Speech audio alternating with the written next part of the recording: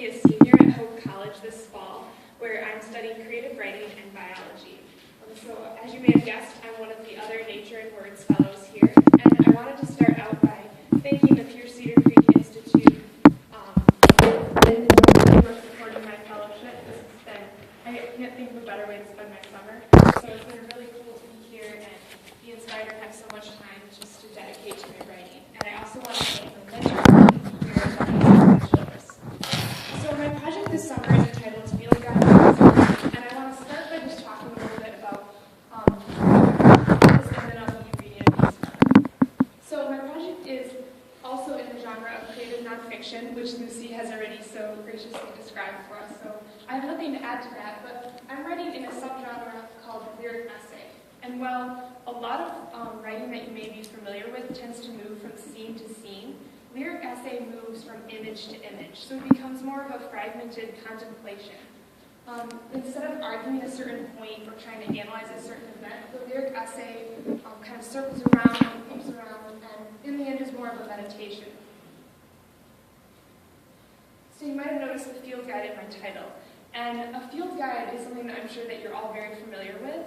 And in my project, I want to, like a field guide, take a closer look at our surroundings and use it to gain a better appreciation in places that might look actually like a field guide with descriptions of species. And other times, I want to kind of challenge what a field guide is, ultimately questioning what it means to label and identify, and if we can always label things in our surroundings. So many of you have asked me, what did you do today, Liz? And I feel like my answer is often, well, I wrote a lot, maybe I thought a lot. So I want to talk a little bit about my daily work. I often start with reading. So for example, I read this book called Detailing Trauma, A Poetic Anatomy by Ariane Sortes. It's a really beautiful meditation on mortality and poetic descriptions of the ways that our body functions and fails. So that's been a good example of a long-form lyric essay for me. I've also been reading The Best American Science and Nature Writing, which has more of a journalistic quality to it. And that's giving me inspiration on how to use a voice that's both science writing and storytelling combined. And I'm reading some other things, and these were kind of two good examples. I also do a lot of walking around and getting inspiration and free writing. And here I think this quote from Robert Frost is really applicable. Scholars get their knowledge with conscientious thoroughness along projected lines of logic. Poets theirs cavalierly, and as it happens in and out of books. They stick to nothing deliberately, but let what will stick to them like birds where they walk in the fields. So I've done a lot of walking around the Institute, looking at hollows and looking at snakes, and all kinds of sitting on my rooster. Like, there's so many ideas of birds that stick with me. I'm also doing a lot of scholarly work. Some of that too. So I'm looking up online, reading field guides. I've asked lots of you questions, and I really appreciate your answers. So one of the goals of the lyric essay is to make sort of an untangible idea more tangible. So for example, I'm writing an essay about loss and grief and the long-term effects of loss. But to do that, I'm describing holes and hollows in trees and what causes them. And then interspersing that with a narrative of people in my own life that have passed away and the metaphorical holes that creates in my ecosystem. So after walking around, getting all these ideas and writing, eventually I have to sit on my laptop and get it out. And then comes the hard part of revision. And I think a lot of people think of revision as just adding commas here and there or changing some words, but it's really more radical than that. You can see it in the word that revision is re-seeing. And sometimes it looks like this. One of my biggest challenges this summer has been structure. When you have all these narratives and scientific bits and pieces and images, it can be difficult to find a cohesive way to put those together in a way that is still enjoyable to read, but still has that fragmentation. And you often need a framework. And so for my Hollows essay that I mentioned, I've gone through several revisions and structures that just haven't worked, and that's still a work in progress. Another essay, though, I've had more success with. I'm writing in the form of a braid, so there's 3 topics that you intersperse, and my topics are snakes, schizophrenia, and our innate fear of them both. And I'm weaving those together under the framework of a list of the 17 snake species that live in Michigan. So now I want to go ahead and read an excerpt from that piece. I wish that I could read the whole thing, but it's kind of still in progress, and it's 2 pages, so I can't right now. So this is just going to be a little snippet of that. It It's entitled Ecosystem of Identification. 1. Eastern Massasauga rattlesnake, Cistrus catenatus.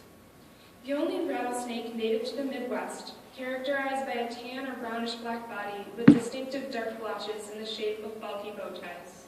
When identifying the Massasauga, the rattle is a dead giveaway, though dead is probably not the best adjective. The Massasaugas are venomous, but often sluggish and shy, more likely to leave the area when threatened than to strike. According to a Gallup poll, 51% of Americans are afraid of snakes, more than any other fear, including spiders, needles, public speaking, and heights. Most rattlesnake bites in Michigan occur when people try to capture or kill the snake. The eastern Massasauga rattlesnake, like many snakes, is endangered because of our fear, at least in part. Of all the mental illnesses, I'm the most terrified of schizophrenia. Teenagers, young adults, successful students, daughters, sons suddenly turn inwards.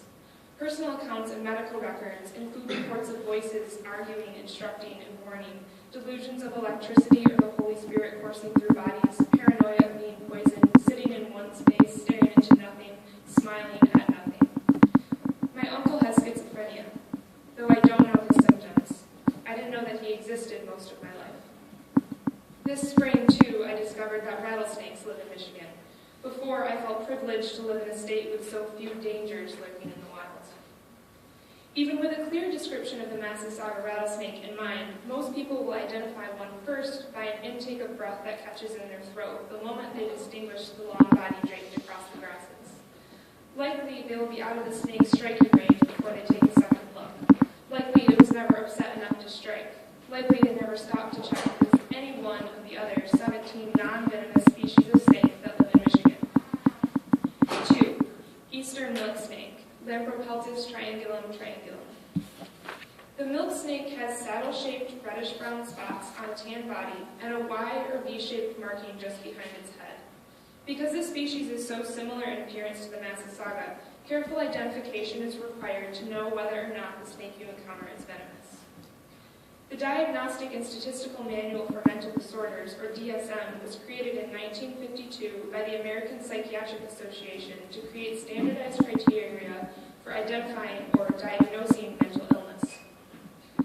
I only have a few identifying marks for my uncle. Blonde gray wispy hair, flannel shirt and jeans, carries a pack of cigarettes in his shirt pocket and a black bag with a newspaper and a toothbrush tucked in the side pocket. Has a knack for finding useful things in the trash, talks as if the words are stuck in the roof of his mouth, and laughs often. Eastern milk snakes sometimes prefer human-built structures to natural, leading to frequent appearances in people's sheds, barns, and basements. Upon approach by humans, a milk snake will often coil, strike out, and vibrate its tail. For many, this signals the presence of venom and leads to a striking out of their own in defense. What else when this threat shows up within the safe spaces of our homes? 61% of Americans believe that people with schizophrenia are violent towards others, and 50% describe them as unpredictable. Because of their secretive nature, very little is known about the behavior of milk snakes. Perhaps my uncle would seem more stable if I didn't know him as schizophrenic. Perhaps I would have been more stable as well when I shook his hand for the first time at age 19, feeling the sandpaper of hands that have held many things without holding on. The first requirement for a diagnosis of schizophrenia, according to the DSM, is that at least 2 or more of certain characteristic symptoms must be present for at least a month. The first symptom, delusions, or a belief contradicting reality. To be deluded, as in abnormality rising as a flood in your mind, a deluge. All you can think about is how wet you are, forgetting what it means to be dry. The milk snake gets its name from a belief that these snakes suck milk from cows. Imagine its slender body rising up in a curved line towards soft pink udders. This is a delusion. Though the milk snake often lives in barns, its reputation for stealing milk is mere folklore. Still, nobody has bothered to change their name. In any one year, only about 8% of patients diagnosed with schizophrenia and no other problems will commit an act of violence. Identification can save lives, though changing labels often does little to change the way we respond.